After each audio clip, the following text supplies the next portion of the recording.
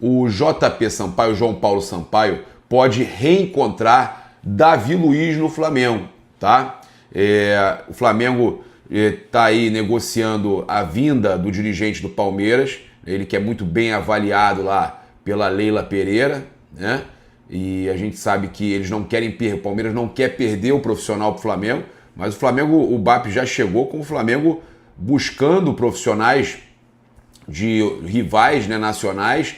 Flamengo agressivo no mercado, Flamengo muito agressivo no mercado já logo nesse começo, antes mesmo do BAP assumir, ainda na transição. Então o JP Sampaio recebeu essa oferta aí, né, importante do Flamengo. O Flamengo quer pagar a multa de 2 milhões ali para tirar ele do Palmeiras. Leila Pereira está preocupada demais com a situação.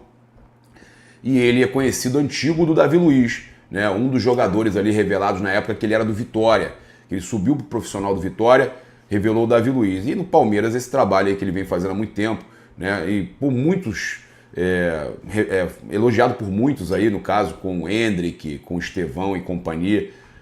Então há uma preocupação muito grande aí que aconteça esse reencontro entre Davi Luiz e JP Sampaio. Lembrando que o Davi Luiz tem um contrato encerrando agora, né? Não se sabe se a gestão atual, a nova gestão aí no caso do Luiz Eduardo Baptista, o BAP, vai renovar com o Davi Luiz, né? Então a gente tem que aguardar para saber, tá? Então, essa busca aí de profissionalização do departamento de futebol com o José Boto, que a gente vai falar com a ajuda aí ilustre, né? Tem uma ajuda ilustre que está participando aí também. E esse nome aí do João Paulo Sampaio é muito bem visto dentro do Flamengo, tá? Então, são muitos nomes aí que ele revelou para o futebol. E um deles é o próprio Davi Luiz, que pode estar reencontrando aí o JP Sampaio, tá? Então, um dos nomes já na mira do BAP e do departamento já de futebol, né? Eles já estão começando a trabalhar antes mesmo da gente conhecer a função de cada um, né? A gente já tem aí o Rodrigo Toches, ex-vice de finanças de Landim, apontado como CEO, inclusive, da nova gestão, né? O Rodrigo Tosco tem um excelente relacionamento com ele, é um cara super de boa. Entrevistamos ele aqui no dia da eleição, vocês devem ter acompanhado. O Tostes, então, segundo o Vene Casagrande, deve ser o CEO do Flamengo, sob o comando aí do Luiz Eduardo Baptista, tá? Então, Roger Guedes, dessa nova diretoria, é o primeiro alvo, e a gente já tinha trazido que era um nome que interessava o Felipe Luiz. Então, isso já mostra que existe conversa do BAP e da sua gestão com o Felipe Luiz antes mesmo, né, de ganhar. Porque um dia depois já deu tempo de aprovar, eu quero...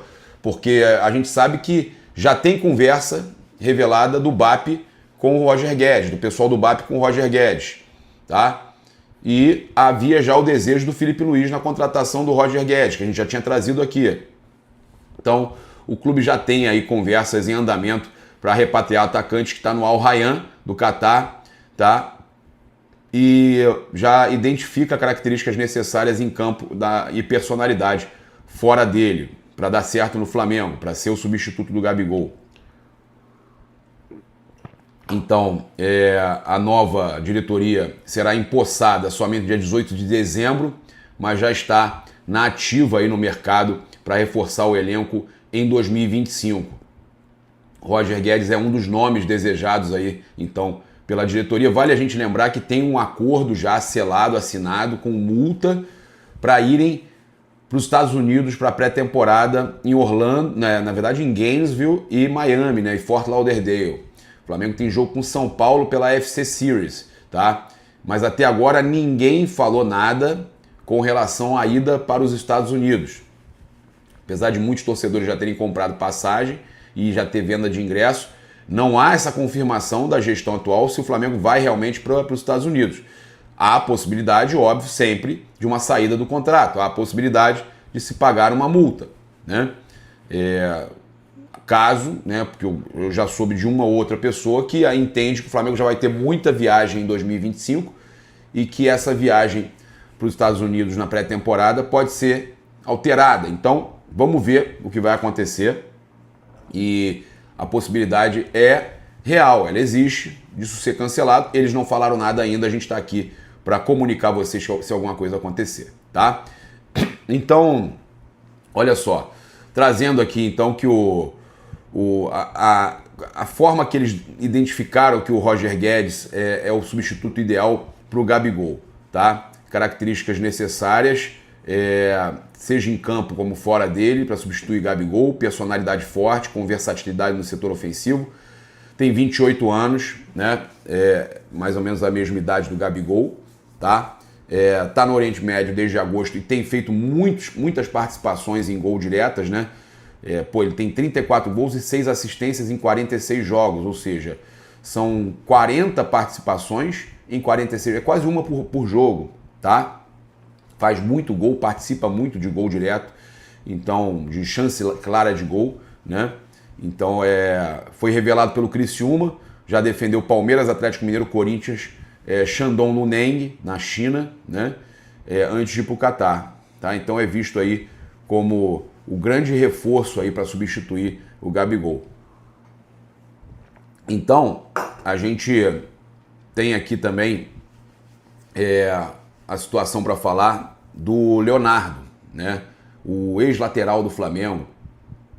É muito importante aí, ele que foi dirigente de clubes como Milan, Paris Saint-Germain, né? Costuma ter seu nome aí ligado ao torcedor do Flamengo, ligando ele ao Flamengo, querendo que ele volte para o Brasil para cuidar do Flamengo.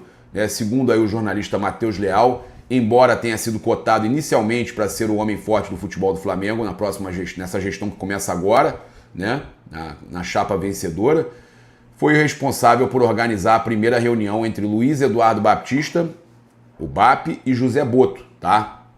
Então teve uma mudança aí interna no panorama durante as eleições que fez com que Boto fosse escolhido para comandar o departamento de futebol durante a gestão do BAP, tá? Então, Leonardo vai auxiliando o Flamengo nos bastidores, mas sua presença com algum cargo no departamento de futebol é incerta, tá? Ele está ajudando. Leonardo já está atuando aí, né, no Flamengo, isso é muito importante, né? A gente tem o Leonardo, um cara muito querido, um cara que é um baita de um profissional, né, ajudando aí então o Flamengo a conseguir contratar, fazer as melhores contratações. Olha, o português José Boto é o principal candidato ao cargo de diretor técnico do Flamengo. Em contato com o site croata Glas Slavoni, sei lá, deve ser isso aí. Boto revelou ter recebido uma ligação após o resultado das eleições presidenciais do Flamengo. Um homem me ligou por volta das 4 horas da manhã, quando eu estava dormindo. Provavelmente o motivo dessa ligação é o resultado da eleição para presidente do Flamengo, mas no momento não posso dizer mais nada porque não falei com ele, tá? Então o Boto trabalha atualmente no comando do departamento de futebol de um clube na Croácia, tem passagens aí por Benfica, Shakhtar Donetsk da Ucrânia e PAOK da Grécia, Benfica de Portugal, né?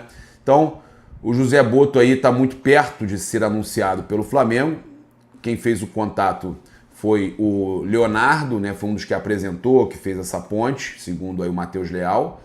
E a gente tem essa movimentação aí, inclusive o José Boto é um cara aí muito bem avaliado aí, né? Na gestão atual, entendem que ele pode estar trazendo grandes nomes aí para o Flamengo, tá? Então, ele que já descobriu, inclusive é um dos caras aí que descobriu o Coutinho, né? E muitos outros jogadores aí, tá? Ele despista sobre o acerto com o Flamengo, disse que não pode se manifestar no momento, tá? Tá despistando aí. Ele, por exemplo, ele fala que, ó aqui, sugeriu um jogador Benfica, o Felipe Coutinho, que agora tá no Barcelona, isso ele falou há muito tempo, tá? Ele tinha 16 anos, mas não consegui convencer o presidente. Disse a ele, compre esse jogador, é de topo. Mas ele respondeu, não, está sendo estúpido, não sabe o que está dizendo, o rapaz só tem 16 anos. Contou o Boto aí, ó, em uma entrevista ao portal Football Hub da Ucrânia em 2018. Tá? Então ele foi chamado de estúpido na época quando ele indicou o Coutinho, né? Ele descobriu aí, botar entre aspas aí, descobriu o Coutinho, né? E aí indicou ao Benfica e o Benfica comeu mosca, tá? Então é um cara que está de olho sempre, né, nas grandes revelações do futebol, e a gente já está tentando trazer um outro que faz isso, que é o JP Sampaio. Olha, o Léo Ortiz desabafou, mandou recado aí à torcida após a temporada pelo Flamengo.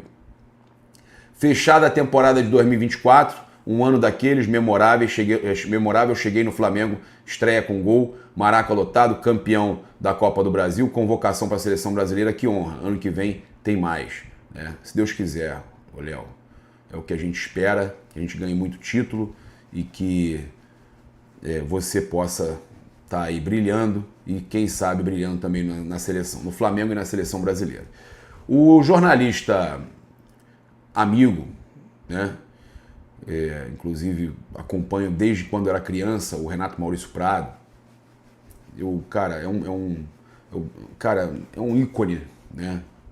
É um ícone do universo Flamengo. Ele fez uma publicação no UOL, Landim perdeu a eleição por causa do Marcos Braz. E eu concordo muito. Ele fala: Landim e Bap são quase irmãos siameses, do tanto que eles se parecem na história de vida. São ambos ex-empresários vitoriosos e viviam juntos. Quem acabou causando essa separação foi um personagem que ajudou muito a levar a chapa de Landim à derrota, que é o Marcos Braz. Cara, eu concordo demais. O Marcos Braz é o símbolo da derrota do Rodolfo Landim e do Rodrigo Dunst. O Braz é o símbolo da derrota deles.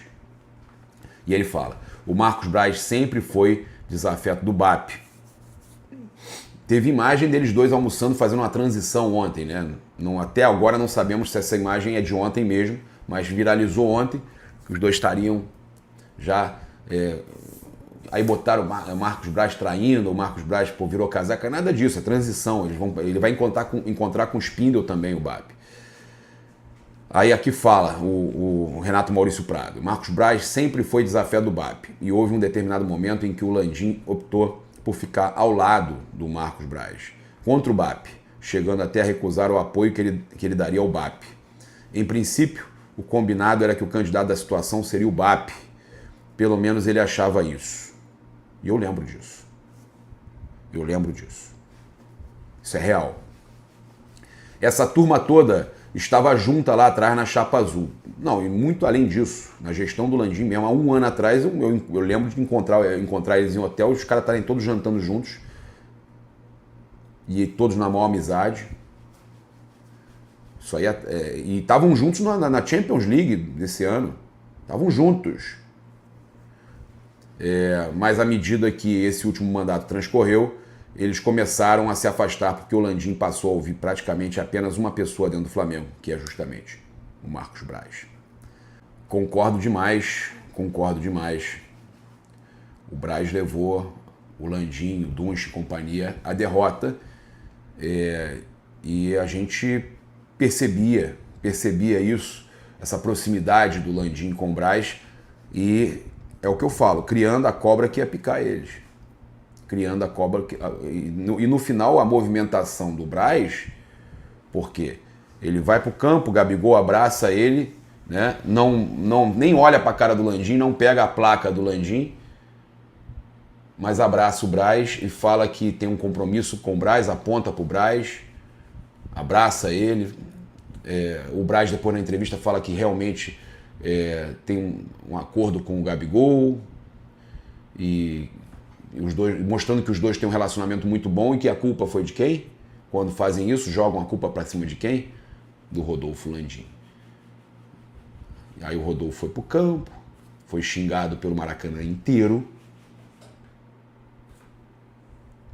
e o Marcos Braz, como Pôncio Pilatos,